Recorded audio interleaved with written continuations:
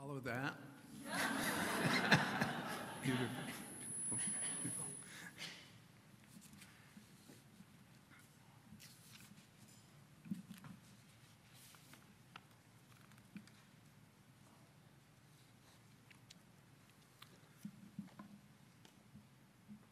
My wife, Marilyn, fourth row,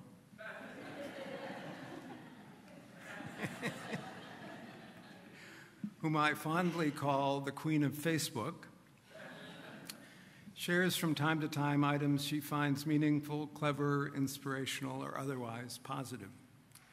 Most of these are short, but this week she sent out an unusually long piece that I wish I had had here 2 Sundays ago to conclude my sermon. However, one of the advantages of doing a series of sermons is that I can instead read it and to begin this one. Whether you were here 2 weeks ago or not, it captures the essence of this month's overall theme. I tried to shorten this, but I'm afraid I didn't succeed very well.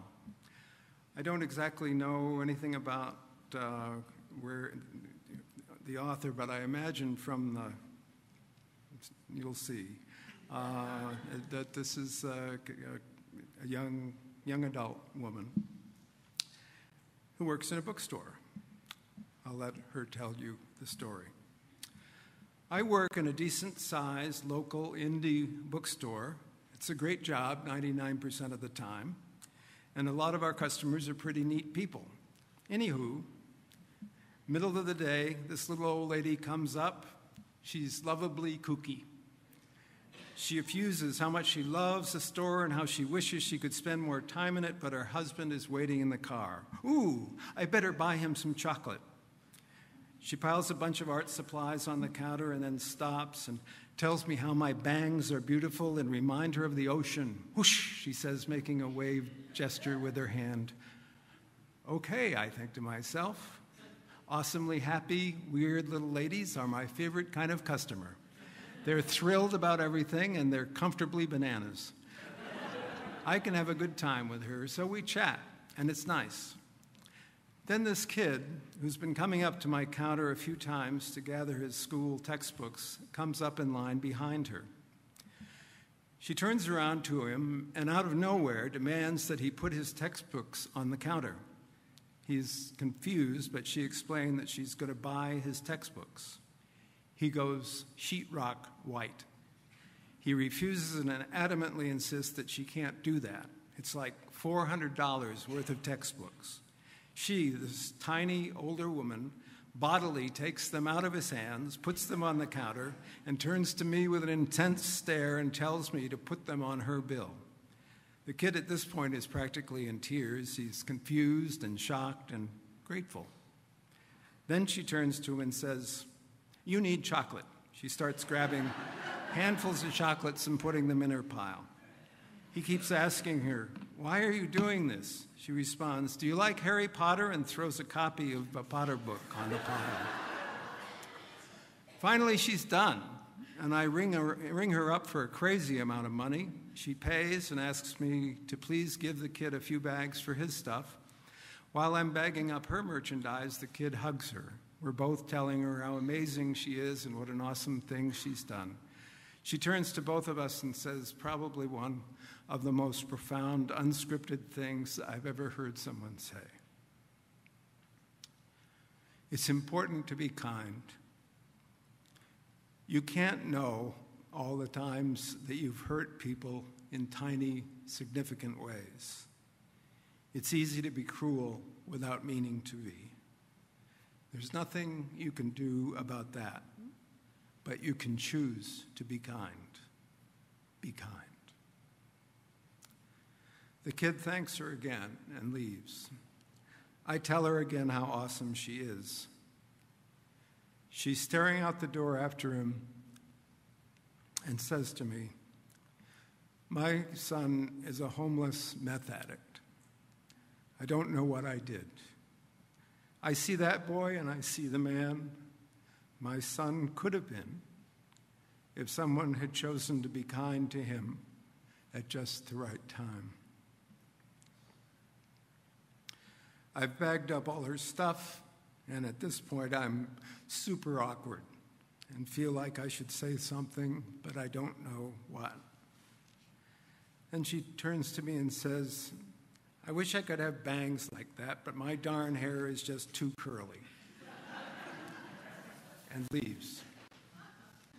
And that is the story of the best customer I've ever had. Be kind to somebody today.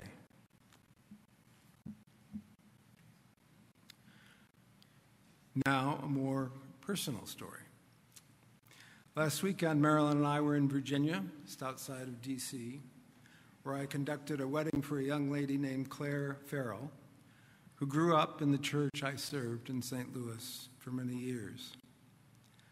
I had christened her as an infant, and I also worked with her mother for many years,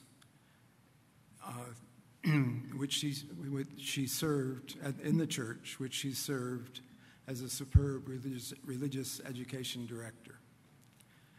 The unique element is that I also conducted the wedding of Claire's parents 33 years ago.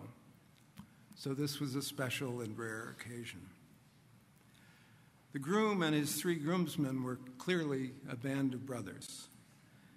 They were all naval officers, including one who, while serving in Afghanistan in September of 2011, lost both his eyes after stepping on an explosive device while trying to keep victims of another bomb blast. His name is Brad Snyder, and at the Naval Academy, he had been captain of the swim team. I found a newspaper interview where he spoke about learning to survive without his vision. The pool, he said, the pool was the first place that I felt free. I could swim back and forth all day long. I didn't need help. I didn't need a talking phone. I didn't need a guide dog. I didn't need a cane. I didn't need anything other than just me and the water. It was just so liberating. To succeed at that allowed me to kind of rebuild this shattered image of myself. And he quickly started to succeed. In fact, on the first anniversary of his accident, he won a gold medal, one of 3 medals he took home from the Paralympics in London in 2012. His buddies all bragged on him that he was the fastest blind swimmer in the world. And he is now en route to Rio, where the Paralympics will be held this year, going for another gold. If you watch the games, remember his name, Brad Snyder. There are, of course, a lot of differences in these 2 stories, but they do have at least one thing in common: a wounding. The woman with the homeless and addicted son, who she could not rescue, carries an invisible wound, but one just as real and shattering as Brad's loss of his eyesight. Both, to state it differently, have been humbled. They each had to deal with something they could not or cannot control. And each story could have followed a quite different course. It's not hard to imagine the woman falling into a deep depression and blaming herself for the son she could not rescue. It is perhaps even easier to imagine a dynamic young man in the prime of his life to simply give up and spend the rest of his life bewailing his fate. I did not mention that Brad is now called upon frequently around the country to address audiences made up of people who have experienced catastrophic events similar to his, to tell his story and talk about the importance of resilience and courage and moving forward with their lives. That must be something that also gives meaning to his life and is also similar to the woman who goes about spreading generosity and preaching and demonstrating kindness. James Barrie, the sentimental author of Peter Pan, once said, "Life is one long lesson in humility." I think that fits the ministry, too. And this seems to fit with what I said about the events of our lives that we cannot control, which are actually many more than we would like to contemplate. Accidents, diseases, losses, misunderstandings, both large and small, from family squabbles to world wars, and the final and most definitive of all, death. So, to be humbled by life is not an affront. It is a commonplace. But what are we to make of the notion of humility as a virtue, even a gift? One of the things I realize as I have been looking back over 40-plus years of preaching is that I have devoted much more attention to vices than virtues. This always seemed appropriate since I had so much more experience with the one and the other. But the one thing I did learn over the years is that pride is identified by theologians as the primary or foundational vice, the one from which all other sins derive. So I guess it makes sense that theologians also generally agree that humility is not just a virtue, but the foundation of all other virtues. Now, I want to throw in here that there is such a thing as false humility as well as false pride. There are some examples that make the point, like Groucho Marx's quip that he would never belong to a club that would have him as a member. Or in somewhat the reverse, a Carthusian monk, that's the Trappists, trying to explain the distinctive features of his order. When it comes to good works, he says, we don't match the Benedictines. As to preaching, we're not in the same league as the Dominicans. The Jesuits are way ahead of us in learning. But in the matter of humility, we are tops.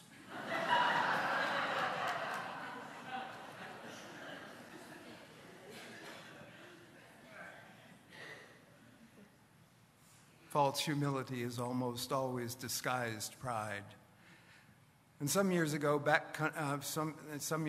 country singer Mac Davis had a hit song entitled, "It's Hard to Be Humble." It's hard to be humble, he sang, when you're perfect in every way.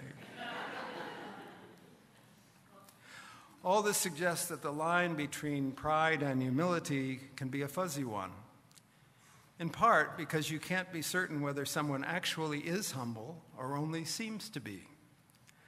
I think that within many, maybe even most of us, is a secret belief, a belief we do our best to keep hidden, maybe even from ourselves, a suspicion that we are just a little bit better, a little more special than most people. And of course, on the other hand, the other extreme, there are also some people, you may be able to think of a few, who don't even try to hide it. These we label the prideful or arrogant, those who look down on other people and not only admit it, but wallow in it. But the interesting difference between pride on the one hand and authentic humility is that while pride looks down on others, humility does not correspondingly regard others as any better than us. The truly humble sees that we are all in the same boat. Each one of us is as important as we are. This is the gift that humility gives us. It is not self-abasement. It is not making oneself a doormat. Less important than defining just what humility is, though, is to see just what it is it creates, what it allows, what it does. And the simple answer is that it lets others into our lives. Others from whom we can learn and may also teach. Others whose life experiences are very different from our own or very much the same. Humility looks neither down nor up. It sees rightly. You have a reputation for being rather headstrong people. I don't know if you've noticed. So as I was thinking about all this, it came to me that liberal theology is, in essence, a very humble theology. Take just a cliched example. We often say that we agree to disagree, right? But think about it. How can that take place without humility, real humility, without the willingness to remain open to at least give fair consideration to what others think and believe? Another ideal of our praxis is that we can learn from one another. Only a humble person is truly open to that learning. A rabbi in California summarized it in one sentence. Humility is a doorway to the classroom, she said. Humility means remaining teachable. Without humility, there is no room for the ability or even the willingness to learn and also to grow. Modesty makes room for new understanding. Humility teaches us to listen to others. Modesty reminds us that everyone's ideas are at least as unique and thoughtful as our own, that we can learn from everyone. In order to be humble, we don't need to see ourselves as less than other people. We just need to realize that other people are just as important as us. Each person is as unique and precious as we are. And finally, when we are humble, we may come to realize that everything we have and are is a gift. We did not create and could not create the essentials of our being, even of our life. The world does not revolve around us. To conclude, I thought of this morning, an oft-repeated Hasidic midrash, popular one, from an early Jewish text. It was said of Reb Simcha Bunim that he carried two slips of paper, one in each pocket. On one he wrote, I'm not going to do my fake Hebrew for you. On one he wrote, "For my sake the world was created." On the other he wrote, "I am but dust and ashes." He would take out each slip of paper as necessary, as a reminder to himself. Every day, every sunset, sunrise, every sunset, every moment, every breath is not a given, but a gift. Receive it with gratitude.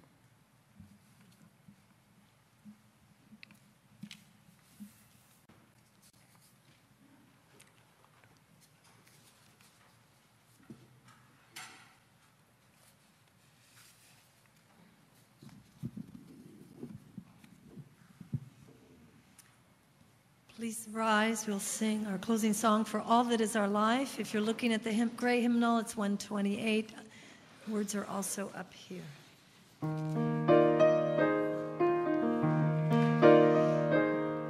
For all that is our life, we sing our thanks and praise. For all life is a gift, which we are called to use to build the common good.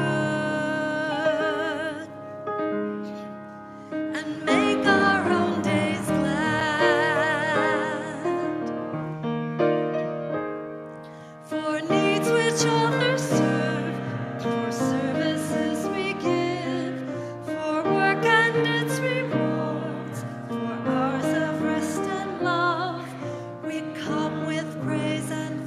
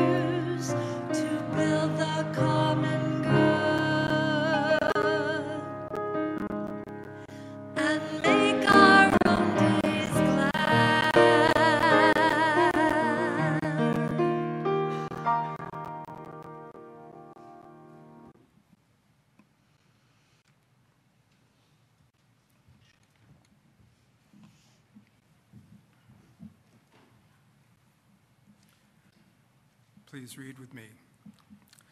Though we extinguish the chalice, our connection to each other and this community remains. May its light guide us this week as we walk the path of justice, seek words of love, and fill our world with compassion until we meet again. And now may the peace that passes all understanding and the truth that makes us free, may the love that casts out fear and the hope that never dies lead us forward until the day spring breaks and the shadows flee away. Amen.